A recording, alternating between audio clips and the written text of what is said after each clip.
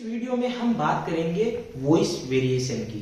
हमने जो पीछे जो वीडियो में बात की थी, हमने की थी कंटेंट की, हमारे जो वर्ड्स होते हैं उनकी, और हमारी जो स्पीच के आउटलाइन है वो डिजाइन है वो कैसी होनी चाहिए, है ना। मैंने आपको पहले बताया था कि तीन चीजें सबसे ज्यादा जरूरी होती है, जो कि होती है कंटेंट होता है, वॉइस वेरिएशन होता है और बॉडी लैंग्वेज होती है। कंटेंट की हमने बात कर ली, जो कि हमारा 7% योगदान देता है हमारी स्पीच के अंदर। अब आता है वॉइस वेरिएशन। वॉइस वेरिएशन जो कि हमारा 38% योगदान देता है हमारी स्पीच के अंदर। तो अब इसमें हम और कैसे बढ़िया कर सकते हैं, तो वॉइस वेरिएशन को अच्छे से जानने के लिए तो इनकी 5 चीजें हैं जो सबसे ज्यादा जरूरी है, जो हम प्रैक्टिकल वर्क सीखेंगे। क्या है ना दोस्तों, कि कुछ लोग होते हैं जो मेहनत करते रहते हैं, कुछ लोग होते हैं जो मेहनत करते हैं और बीच में ही उसको छोड़ देते हैं। क्या पता वही आपकी सक्सेस का थोड़ा सा और आपको मेहनत करने की जरूरत थी, एक कदम और, लेकिन आपने छोड़ दी। तो हम जो भी आपको चीजें बता रहे हैं वो सारा आप इंप्लीमेंट करते जाइए और उसमें कंसिस्टेंसी रखिए। क्योंकि हमने बात की थी कॉन्शियस और सबकॉन्शियस माइंड, जिसके बारे में मैंने आपको बताया था। कॉन्शियस माइंड जिसमें हमारा 5% से ज्यादा का योगदान नहीं होता, कंट्रोल नहीं होता है, और सबकॉन्शियस माइंड में 95% कंट्रोल सबकॉन्शियस माइंड का होता है, जिसपे हमारा बिल्कुल भी कंट्रोल नहीं होता है। हमारा कंट्रोल होता है कॉन्शियस माइंड पे। तो इसलिए सबकॉन्शियस माइंड को भी मैंने आपको बताया था कि 66 डेज तक अगर हम इन चीजों की प्रैक्टिस करते हैं तो वो हमारे सबकॉन्शियस माइंड में छप जाता है, जिसके बाद में ऑटोमेटिकली जो भी आप अगर वॉइस वेरिएशन लाना चाहते हैं, जैसे कि मान लीजिए आप जिस समय सैड होकर उदास होकर बोल रहे हैं ऐसे, तो आपको वॉइस क्या हो जाएगी, थोड़ी सी लो हो जाएगी। यदि आप गुस्से में बोलते हैं तो आपकी वॉइस और आपका जो गुस्सा है वो आपको फेस पे दिखेगा। तो ये चीजें भी बहुत ज्यादा जरूरी है। तो वॉइस वेरिएशन के लिए जो 5 चीजें हैं वो मैं आपको बताता हूं, जिसको आपको प्रैक्टिकली करना होगा, प्रैक्टिस। और जैसे जैसे आप जितनी ज्यादा इसकी प्रैक्टिस करेंगे, आपकी वॉइस वेरिएशन उतनी ही ज्यादा परफेक्ट होगी और इतनी ही ज्यादा आपकी स्पीच है वो पावरफुल होगी। तो वो 5 तरीके कौन से हैं, तो पहला है आपका पिच, दूसरा है पोज, तीसरा पेस, चौथा, और जो चौथा है वो है पावर, और 5वां है जो आपकी टोनलिटी होती है, जो टोन होती है। तो अब हम बात करते हैं, पहले जो हमारा जो क्रिएटर है वो है पिच की, जो चीज है वो है पिच। अब इसमें क्या चीज है, यदि आप कोई भी स्पीच या प्रेजेंटेशन तैयार करते हैं तो उसमें आप अगर मान लीजिए कोई किसी को समझाना चाहते हैं, तो आपने 2 या 3 स्टोरी के माध्यम से उसको समझा रहे हैं, और उसमें आप जो स्टोरी है उसमें किरदार होते हैं किसी के, है। तो आप क्या करते हैं, जिस समय आप जो स्टोरी सुनाते हैं वही किरदार आप अपना लेते हैं, जिससे कि सामने वाले को जो आप स्टोरी समझाना चाहते हैं उस किरदार की भूमिका निभाने से आपका क्या है, वो किरदार भी समझ पाएंगे और वो स्टोरी अच्छे से आपकी इफेक्टिवली काम भी आएगी। जैसे कि मान लीजिए एक परिवार में 4 सदस्य है, माँ, बाप और भाई बहन। अगर मान लीजिए आप परिवार में बाप का रोल निभा रहे हैं, तो आपकी आवाज कैसी होगी, आपकी आवाज होगी थोड़ी सी धीरे और थोड़ी आपकी आवाज होगी भारी। तो क्योंकि आप उस चीज का किरदार निभाएंगे और उस हिसाब से आप स्टोरी बताएंगे ऑडियंस को। मान लीजिए अभी आप उनकी लड़की की यानी डॉटर की भूमिका निभाते हैं, तो क्या होगी, आपकी आवाज होगी पतली और थोड़ी साफ होगी। तो ये जो चीजें हो रही है, यानी जिस स्टोरी में आप जिस किरदार को निभाते हैं, ये जो वॉइस वेरिएशन हो रहा है, इसको हम बोलते हैं पिच। अब इसकी प्रैक्टिस आप कैसे कर सकते हैं, तो आपको क्या करना है, एक स्पीच तैयार करनी है। देखिए सभी में आपको मैंने बताया था स्पीच तैयार करनी है, वही काम आपको यहां पर भी करना है, ज्यादा कुछ काम नहीं करना। तो आपको क्या करना है, एक स्पीच रेडी करनी है, और स्पीच में आपको 2 से 3 किरदार डालने हैं। 2 से 3 किरदार डाल लिए आपने, और उस किरदार को आपको निभाना है और उसकी वीडियो बनानी है। ज्यादा हार्ड काम नहीं है दोस्तों, ये इजी काम है। आप 2-3 स्टोरी बनाइए, उसमें किरदार डालिए, 2-3 किरदार डाल दीजिए और उनकी आप वीडियो बनाइए, और जैसे ही आप किरदार डालोगे उसमें, उस किरदार की भूमिका आपको निभानी होगी। जैसे जैसे आप जितनी ज्यादा इसकी प्रैक्टिस करेंगे तो आपकी जो वॉइस है उसमें भी वेरिएशन आने लगेगा। दूसरा है पोज। पोज भी बहुत ज्यादा जरूरी है दोस्तों, कि जब भी हम कोई भी स्पीच या प्रेजेंटेशन करते हैं और उसमें आप एक स्टोरी सुनाते हैं, और स्टोरी सुनाते समय आप पोज हो जाते हैं, रुक जाते हैं, तो वहां पर सारी जगह साइलेंट हो जाता है एकदम, और फिर लोग सोचने लग जाते हैं कि क्या हुआ। तो उस समय क्या होता है, उनका माइंड क्लियर हो जाता है और आप जो स्टोरी सुनाते हैं उसके लिए वो सोचने लग जाते हैं। मान लीजिए उसी समय में आपने अपना आइडिया पिच कर दिया उसके बारे में, तो उनका माइंड तो क्लियर होता है और आप जो आइडिया पिच करना चाहते थे वो लोग उनके बारे में सोचने लग जाते हैं। तो ऐसे काम करता है ही हमारा पोज। तो इसकी प्रैक्टिस हम कैसे कर सकते हैं इसके बारे में बता देता हूं। वैसे शायद मैंने आपको इसके बारे में पहले वीडियो में भी बता चुके हैं, लेकिन ये अभी वॉइस वेरिएशन की बात चल रही है तो बताना जरूरी है। तो अब इसमें आपको क्या करना है, एक स्पीच रेडी करनी है, उसके अंदर आपकी स्टोरी होगी। अब आपको इसकी पहले प्रैक्टिस कैसे करनी है, आपको वीडियो बनाना है जो आप स्टोरी बता रहे हैं उसमें। तो अब आपको अपने वॉल्यूम को स्लो करना है और धीरे धीरे उसमें पॉज लेना है, रुकना है, फिर आपको वापस स्टार्ट होना है, फिर रुकना है, फिर स्टार्ट होना है। ऐसे क्या होगा, आपको जो पॉज लेना है वो आपको उसकी प्रैक्टिस हो जाएगी। लेकिन एक चीज का आप ध्यान रखें कि आपका जो पोज हो वो सही टाइम पर और सही जगह पर होना चाहिए। अगर वो आपका इफेक्टिवली नहीं हुआ तो फिर आप जो बताना चाहते हैं वो इफेक्टिवली काम भी नहीं करेगा।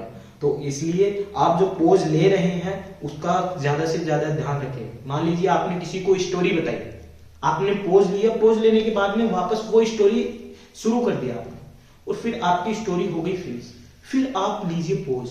अब लोग सोचने लग जाएंगे कि क्या हुआ, उनका माइंड क्लियर हो जाएगा। उनका माइंड क्लियर होने के बाद में आप अपना आइडिया पिच कीजिए।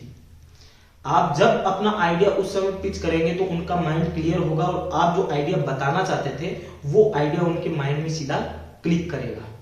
तो ये चीजें होती है स्टोरी बताने से। स्टोरी का सबसे पहला फायदा क्या होता है, लोगों से अटेंशन लेना, ऑडियंस से अटेंशन लेना, वो होता है। और जब हम पोज लेते हैं तो लोग अचानक से ही हमारे पास में देखते हैं क्या हो गया और सब क्लियर हो जाता है, लोग सोचने लगते हैं क्या हुआ। तो जब हम उस समय अपना आइडिया पिच करते हैं तो वो सीधा ऑडियंस के माइंड पे क्लिक करता है। तो इन चीजों का भी आप ध्यान रखना। और पोज का सबसे ज्यादा आपको ध्यान रखना है कि वो आपका जो पोज ले रहे हैं आप वो सही टाइम और सही जगह पर होना चाहिए, वरना जो आपकी स्पीच है, प्रेजेंटेशन, वो आपने जितनी मेहनत की है वो कुछ काम नहीं है। तो अब तीसरा पॉइंट आता है, वो आता है पेस। जो हम पहले भी इसकी हमने वीडियो में बात की थी कि हम thinking fast and slow speaking, इसकी बात हमने की थी कि हमारा जो माइंड होता है वो 1 मिनट में 100 वर्ड अगर सोच पाता है तो हम क्या वो 1 मिनट में बोल पाते हैं, नहीं होता है ऐसा। तो इसके लिए हमें क्या करना होता है कि कभी कभी क्या होता है कि हम जब इमोशन होते हैं और इमोशन में जब हमारी बात कहते हैं तो हमारी वहां पे स्पीड हो जाती है, वो धीरे हो जाती है। और जब हम एक्साइटमेंट में या स्ट्रेंथ में, पावर में बात करते हैं तो हमारा जो पेस है ना वो स्पीड में हो जाता है थोड़ा। तो इसी की हमें इसमें प्रैक्टिस करनी है। तो वो कैसे करनी है आपको पहले भी बताया था, लेकिन मैं दोबारा बता देता हूं कि आपको एक 4 या 5 मिनट की एक स्पीच रेडी करनी है। स्पीच रेडी करने के बाद में आपको अपनी जो वॉइस को है वो फास्ट एंड स्लो करना है हर 30 सेकेंड के अंदर। अब आपको इसकी प्रैक्टिस करनी है। जब आपको इसकी अच्छे से प्रैक्टिस हो जाएगी तो फिर आपको आइडिया हो जाएगा कि आपको अपनी स्पीड कहां पर स्लो करनी है और कहां पर आपको अपनी फास्ट करनी है। तो ऐसे ही आपको ध्यान देना होगा इन चीजों पे, इस चीजों की प्रैक्टिस करनी होगी। अब जो चौथा आता है वो हमारा होता है पावर। इसके बारे में पहले भी हमने बात कर चुके हैं और इसकी प्रैक्टिस भी हमने आपको करवा दी है। तो आप इसके लिए आप क्या कर सकते हैं, जैसे कि मैंने पहले बताया था कि रेडियो आपका जो नॉब होता है जिसमें 1 से 10 तक वॉल्यूम होता है, वैसे ही हमें इसकी प्रैक्टिस करनी है। तो आपको क्या करना है, आपको अपनी एक स्पीच तैयार करनी है। स्पीच तैयार करने के बाद में आप रेडियो नॉब के अकॉर्डिंग अपनी वॉल्यूम को तेज करें स्पीच में और उसको धीरे करें। फिर उसकी प्रैक्टिस करने के बाद में आप अपने ब्रदर या सिस्टर या कजन किसी को भी अपने सामने बिठाकर उनके सामने वो स्पीच बोलकर प्रेजेंटेशन दे के आप वहां पे वीडियो बनवा सकते हैं उनसे। और आपको जो भी कमी लग रही है अपने अंदर इस स्पीच के अंदर, तो आप उसमें चेंज कर सकते हैं। अब आपने इसकी प्रैक्टिस तो की होगी, जैसे मैंने पहले बताया था कि आपको वॉल्यूम इंक्रीज करना है फिर डिक्रीज करना है।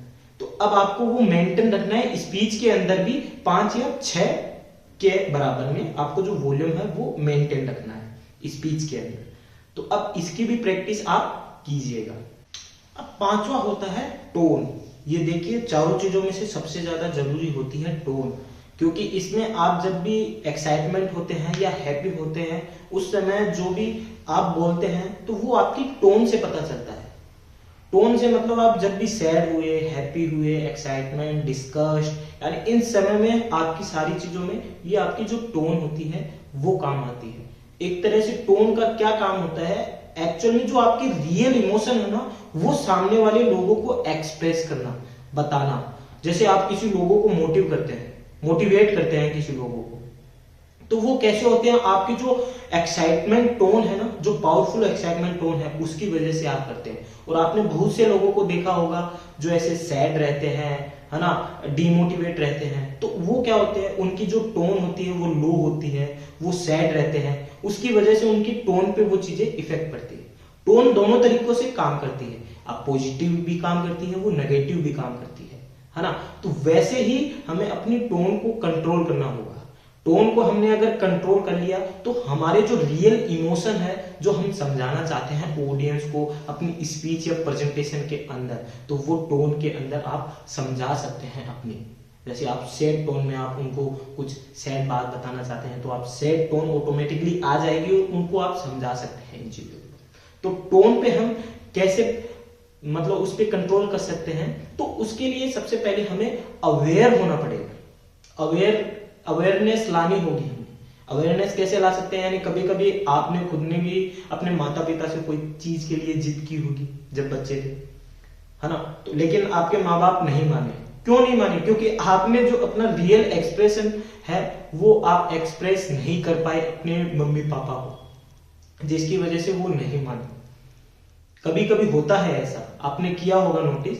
तो ऐसे ही हमें उसके प्रति अवेयर होना पड़ेगा और उसका एक्सपीरियंस लेना पड़ेगा कि हाँ, किस सिचुएशन में हमारी कैसी टोन होनी चाहिए। यानी अगर हमारा सैड इमोशन है तो कैसी होनी चाहिए, अगर हम हैप्पी है तो हमारी टोन कैसी होनी चाहिए, और एक्साइटमेंट है तो हमारी टोन कैसी होनी चाहिए। ये जो आपका है ना टोन रियल इमोशन एक्सप्रेस करता है। और जैसे जैसे आप इसका एक्सपीरियंस लेने लगेंगे, अवेयरनेस होके आप इसका एक्सपीरियंस लेने लगेंगे, तो आपको अपनी जो टोन है और बाकी जो सारी चीजें हैं उस पर कंट्रोल होने लगेगा, जिससे आप एक पावरफुल स्पीकर बन जाएंगे और आप एक अपनी पावरफुल स्पीच और प्रेजेंटेशन ऑडियंस को दे पाएंगे, जिससे ऑडियंस ज्यादा से ज्यादा आपके साथ में कनेक्ट होगी। तो इन सभी चीजों का प्रैक्टिस करते जाइए और बीच में इसको प्रैक्टिस को छोड़िए मत, क्योंकि क्या पता, मैंने आपको पहले भी बताया था, क्या पता सफलता का थोड़ा सा एक कदम और रहा है और आपने पहले ड्रॉप कर दिया है। तो इन चीजों को सीखिए। पब्लिक स्पीकिंग के लिए टोन सबसे ज्यादा जरूरी है, 38% है, जो कि बॉडी लैंग्वेज के बाद में सबसे ज्यादा जरूरी होती है। तो इन चीजों को सीखिए, जिससे आप एक पावरफुल स्पीकर बन सकते हैं और पावरफुल आप अपनी स्पीच या प्रेजेंटेशन किसी में भी, बिजनेस में या फिर किसी में भी आप यूज कर सकते हैं अपनी पावरफुल स्पीच। तो thank you, keep it up.